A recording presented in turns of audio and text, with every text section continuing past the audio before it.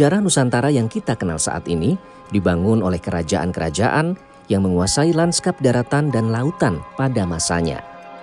Beberapa kerajaan besar di Indonesia yang mungkin Anda kenal, mulai dari Sriwijaya hingga Majapahit, berpengaruh besar hingga bisa menguasai wilayah lain. Tapi tahukah Anda, banyak kerajaan-kerajaan kecil yang didirikan oleh keturunan dua kerajaan besar ini. Salah satunya adalah Kerajaan Tayan, sebuah kerajaan yang terletak di pinggir Sungai Kapuas ini, berpusat di Kecamatan Tayan Hilir, Kabupaten Tayan, Kapuas Raya, Kalimantan Barat. Pendiri kerajaan ini adalah putra Brawijaya dari Kerajaan Majapahit yang bernama Gusti Lekar.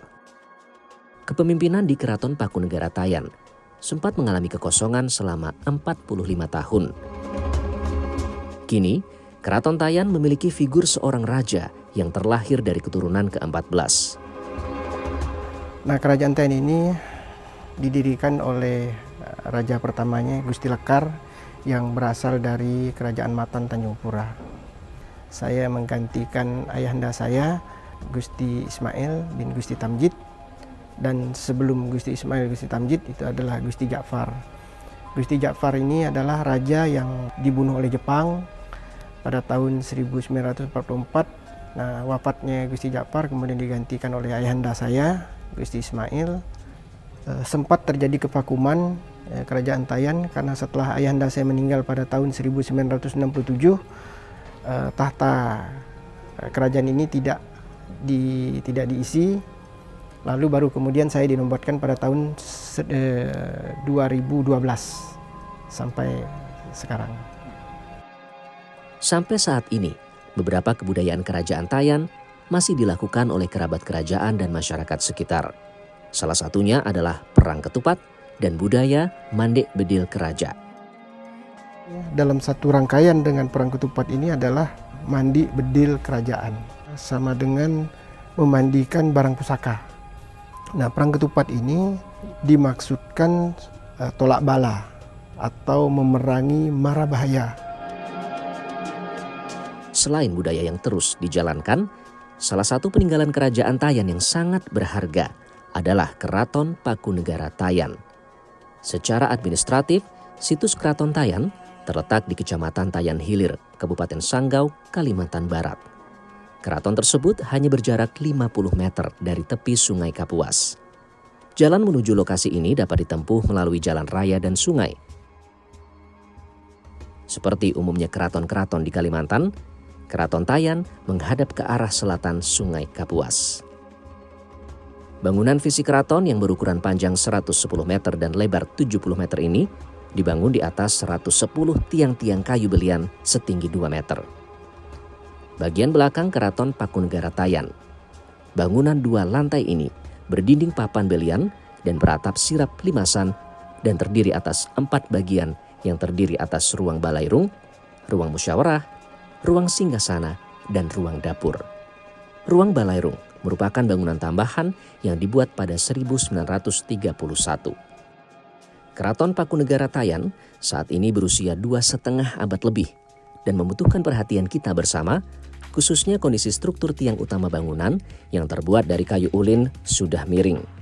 Tahun depan, pemerintah Indonesia melalui Kementerian PUPR akan melakukan pemugaran Keraton Pakunegara Tayan, membangkitkan lagi eksistensi kerajaan, mendampingi budaya yang terus hidup. Keraton Tayan ini merupakan satu bangunan budaya yang tentunya membutuhkan penanganan khusus, terutama untuk penanganan infrastruktur permukiman di sekitarnya yang tentunya akan kita harapkan nantinya akan dapat menumbuhkan ketertarikan sebagai daya tarik wisata.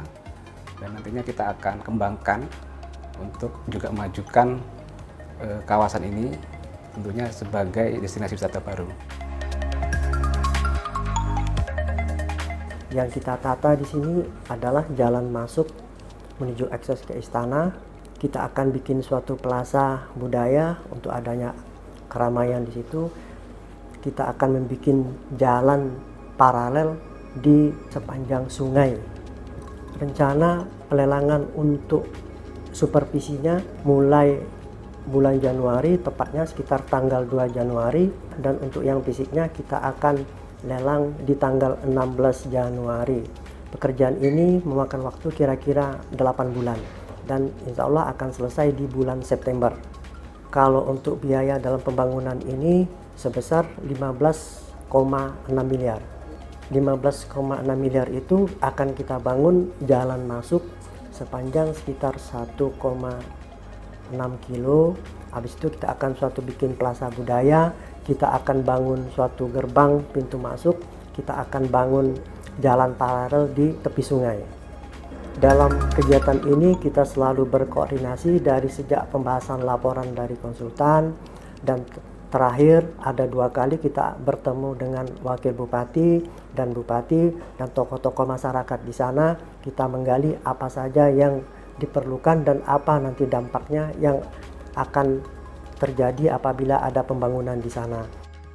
Seluruh pihak pun memiliki harapan agar pemugaran Keraton Paku Negara Tayan bagi kerajaan, masyarakat sekitar, dan sektor pariwisata Kalimantan Barat.